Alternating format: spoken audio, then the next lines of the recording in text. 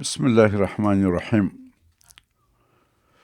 نحمده ونصلي على رسوله الكريم. أما بعد، جرمني کې د ابن سینا نړیوال کنفرانس ته زما خبرې.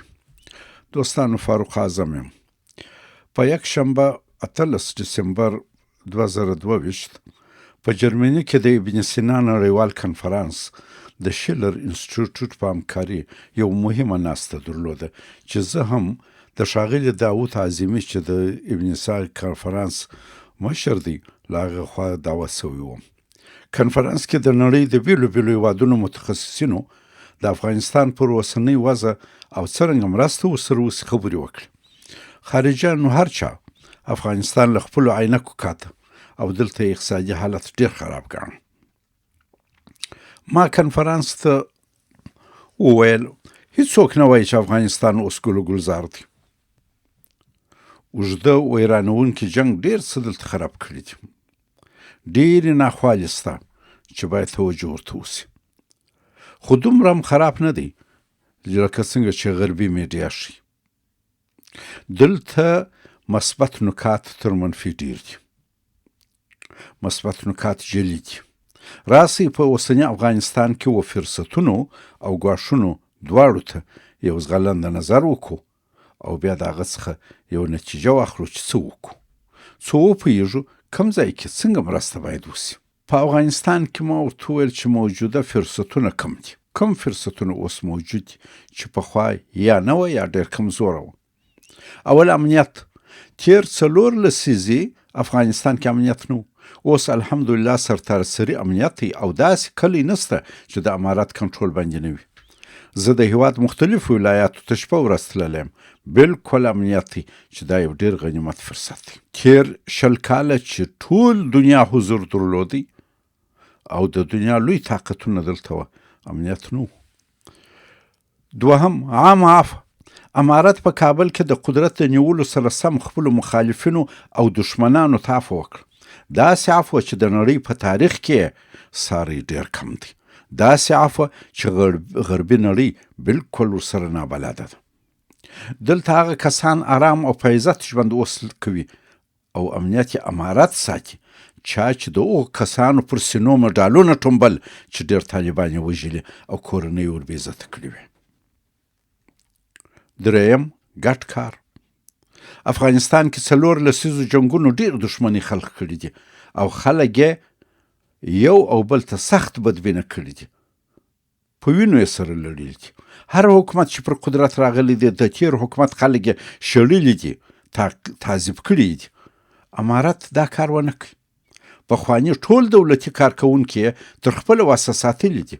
معاش ورکوي. کیدای سي د بودیجې د کمۍ په سبب ځینې ځایونو تنخیصات سوي وي، خو په دې تور له دولتي دندې څوک نه دی شړل سوی چې جرم یې په تیر حکومت کې کار کول و. دا د ملي وحدت په لور یو غنیمت فرصت دی. څلورم مرکزي قوي حکومت. تیر 4 لسیزې افغانستان د یو قوي مرکزي حکومت د نه درلودلو څخه سخت کړی دی. داسې وختونه وه چې د افغانستان په بیلو بیلو ولایاتو کې بیل حکومتونه وه او د مرکز اطاعت هیچا نه کوه. خپل ځان ته حکومت و. پیسه یې چاپول، پاسپورټونه یې ورکول او د نړۍ سره مستقل اړیکې پاللې. سفارتونه و، ډیپلوماټیک ادارې ورپکښې وې. په کابل کې څو حکومت وه.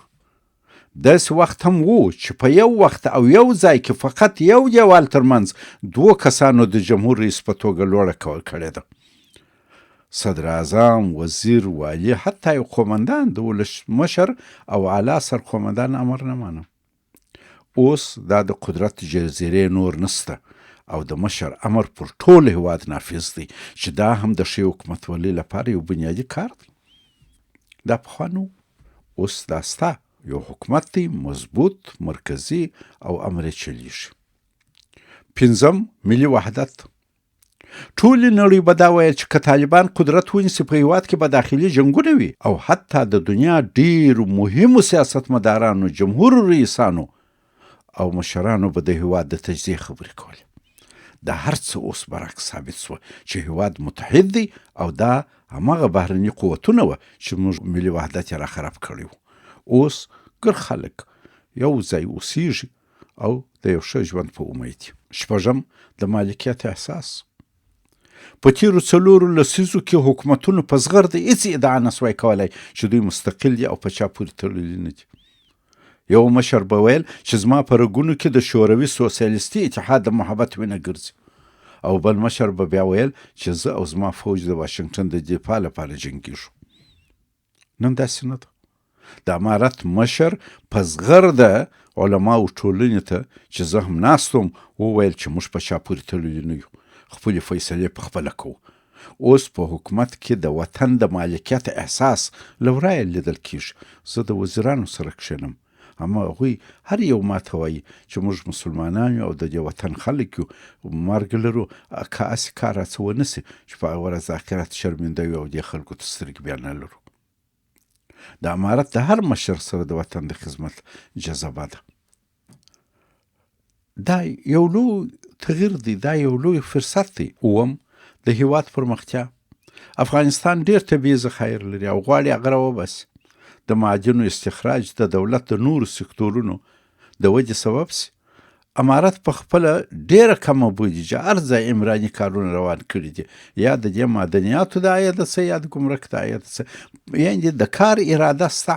په لږ شي باندې یو کار روان کړی دی چې دا هم ډیره مهمه مسله ده چې د کار اراده سته.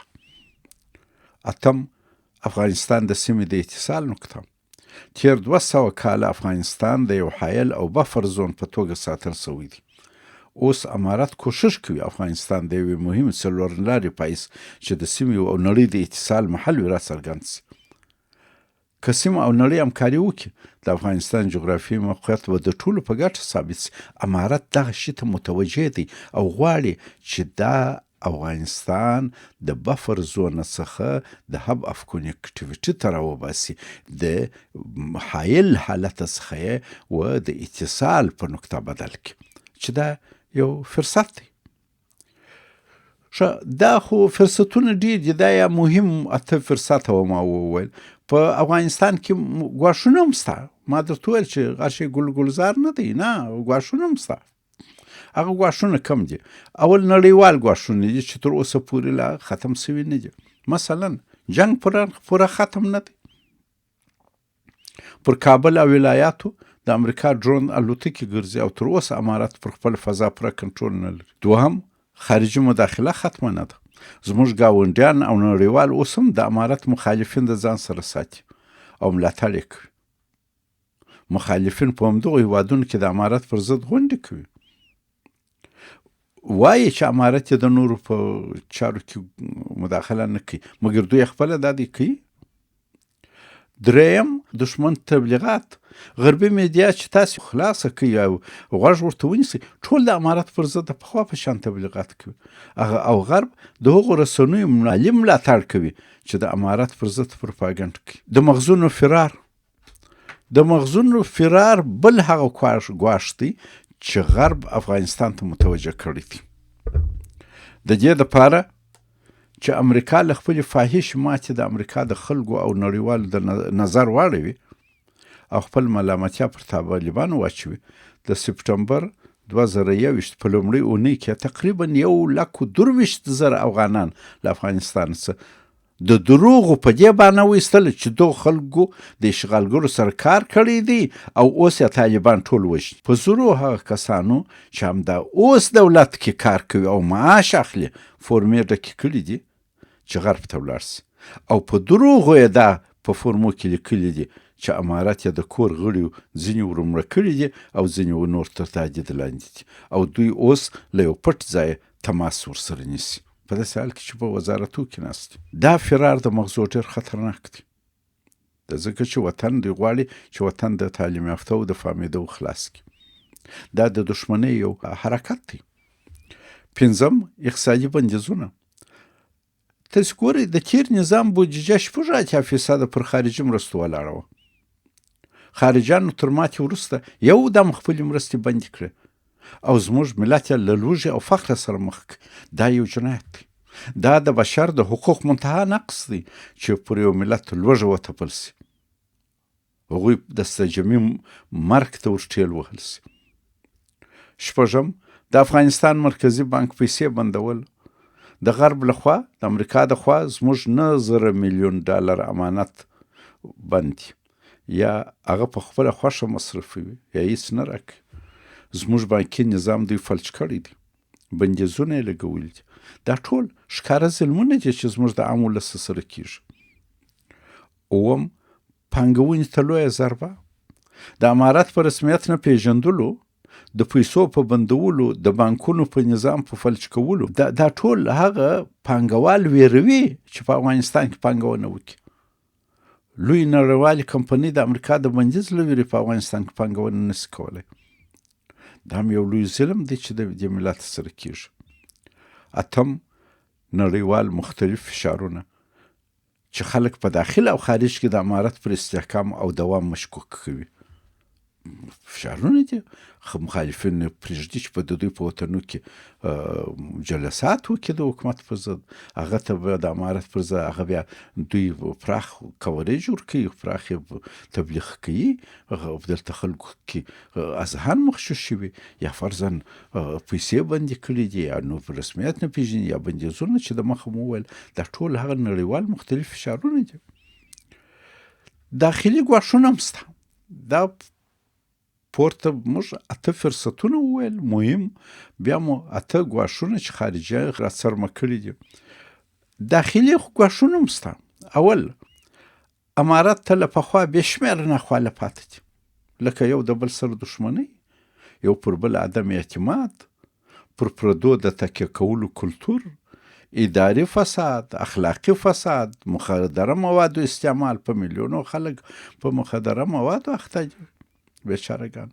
سرحدي ستونزې چې همسایګانو سرحدات د تیر حکومت په همکاري راڅکولي دي، اوس یې باید سم سي، او ډېر نور داسې مشکلات. دوهم، د حکومتولۍ علم و تجربه نه درلودل.